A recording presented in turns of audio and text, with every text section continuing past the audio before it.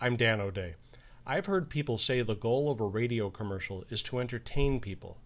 One would-be expert actually complained, and I quote, "A radio commercial must be entertaining or it won't work."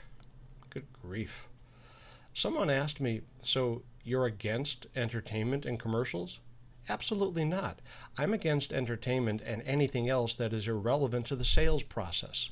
The model that most people follow when creating commercials, including most award-winning commercials, is I'll do a little song and dance to entertain them, and then I'll try to sell them something. And it used to work that way. About 120 years ago, some guy would show up in a new town, set up his table, and launch into a juggling routine or a magic act. A crowd would gather, and then the entertainer would go to the back of his tent, and the snake oil salesman would come out and deliver his finely crafted and well-rehearsed sales pitch. They sold an awful lot of snake oil that way. But that's not how it works with electronic media advertising in the 21st century. Remember, advertising is mass salesmanship. Here's a question for radio station sales managers. Do you instruct your account executives to conduct sales calls by telling 27 jokes and then asking, do you want to buy some commercials? If you entertain in a commercial, the entertainment has to be inextricably woven around the sales message. You should not be able to remove the entertainment without removing the sales message itself. That's a very easy and extremely effective test to apply to your own commercial. Is it possible to remove the entertaining elements without also removing the sales message? All too often, the answer is yes.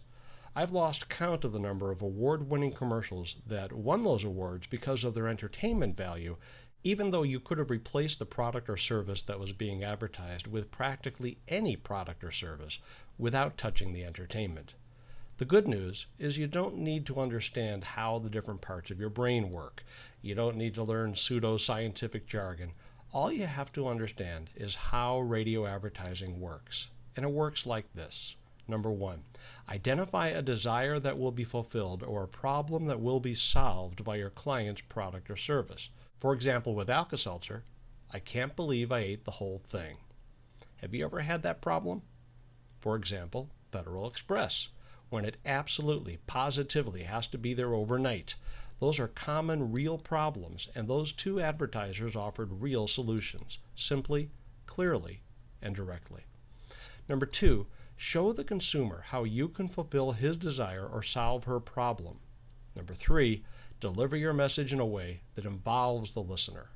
4, make sure your message is absolutely clear with a single clear core message.